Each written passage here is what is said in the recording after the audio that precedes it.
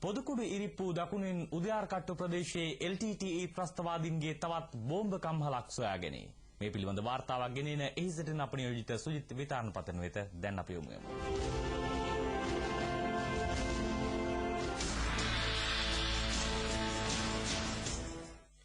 සටන් පෙරමුණු කීපයක් ඔස්සේ පුතුකුඩු ඉරිප්පු දිසාවට ගමන් කරන යුද හමුදාව LTTE සතුව පවතින අවි ආයුධ නිෂ්පාදන කම්හල් හා ඉතා රහසිගත ස්ථාන එකින් එක අත්පත් කරගනිමින් සිටින්නේ.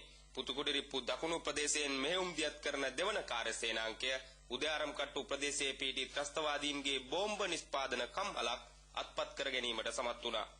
LTTE සංවිධානය තම ත්‍රස්ත මෙහෙයුම් සඳහා ඝන වනාන්තරය මනාව භාවිතා කොට ඇති බව ඉතා පැහැදිලියි.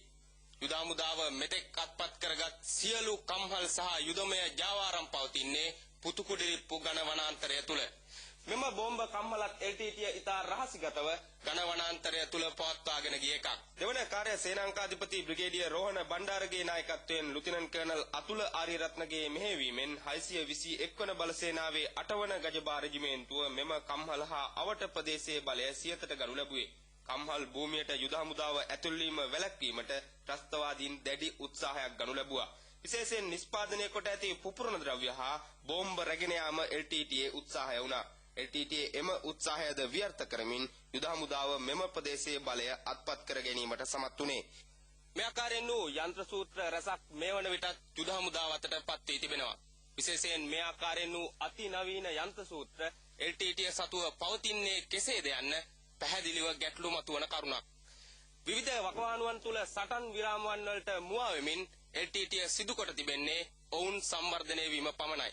ගොඩනැගිලි කීපයකින් සමන්විත මෙම කම්හල දැවැන්ත විදුලි ජනක යන්ත්‍ර මගින් විදුලිය ලබා දී තිබෙනවා. වායු සමීකරණය කළ ගොඩනැගිලිද මෙහි දැකිය හැකි. කන්ටේනර් පෙට්ටි තුල ආරක්ෂිතව බෝම්බ ගබඩා පවත්වාගෙන ගොස් තිබෙන්නේ අති නවීන යන්ත්‍ර සූත්‍ර කම්හල තුල මේ වන විටත් දක්නට ලැබෙනවා. LTTE මෙම බෝම්බ නිෂ්පාදන කම්හල තුල සිදු කොට තිබෙන්නේ එක් නිෂ්පාදනයක් පමණක් නොවේ. මේ ආකාරයෙන් වූ විවිධ වර්ගයේ අවි ආයුධ සහ පුපුරන ද්‍රව්‍ය LTTE මෙම කම්හල තුල නිෂ්පාදනය කොට ඇති බව පැහැදිලියි. මෙම නිෂ්පාදන මෙම කම්හල තුල පමණක් සිදු කරනු ලැබුව ඒවා. විශේෂයෙන් රාජ්‍ය නොවන සංවිධානවල රහසිගත උදව් සහ ආධාර යටතේ පුතුකුඩු ඉරිප්පු ඝන වනාන්තරය තුල LTTE සිදු කොට තිබෙන්නේ මේ ආකාරයේ රජයේ හමුදාවන්ට පහර දීම සඳහා පුපුරන ද්‍රව්‍ය සහ අවි ආයුධ නිෂ්පාදනය කිරීම. පුතුකුඩු ඉරිප්පු අවට ප්‍රදේශයේ ත්‍රස්තවාදීන්ගේ විවිධ නිෂ්පාදන සිදු කිරීමේ කර්මාන්ත පුරයක් ලෙසයි සැලකිය හැක්කේ. බෝම්බ හා පුපුරන ද්‍රව්‍ය නිෂ්පාදන කම්හල් පමණක් 20කට වැඩි සංඛ්‍යාවක් මෙම ප්‍රදේශයේදී යුද හමුදාව අතටපත්ව තිබෙන්නේ. තෙල් ගබඩා බෝට්ටු නිෂ්පාදන කම්හල් පොහොර ගබඩා සියල්ල පවත්වාගෙන ගොස් තිබෙන්නේද පුතුකුඩු ඉරිප්පු අවට කැලෑ ප්‍රදේශයේමයි. එසේම දැවැන්ත කොටි පුහුණු කඳවුරු රසක්ද මෙම වනාන්තරය තුල පැවතුණා. LTTE ත්‍රස්ත ක්‍රියාකාරකම් වල සැබෑම කේන්ද්‍රස්ථානය පුතුකුඩු ඉරිප්පු බව මේ අනුව ඉතා පැහැදිලි. LTTEට සීමිතව ඉතිරි වී ඇති භූමිය හෝ රැකගැනීමේ දැඩි උත්සාහයක LTTE ත්‍රස්තවාදීන් නිරතව සිටිනවා.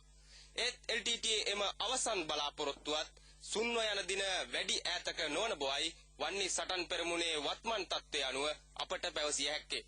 චමිල් ආනන්ද වසන්ත කුමාර සමගින් මම සුජිත් විතානපතිරණ පුතුකුඩු ඉරිප්පු දකුණු ඉදිරි ආරක්ෂක වළල්ලේ සිට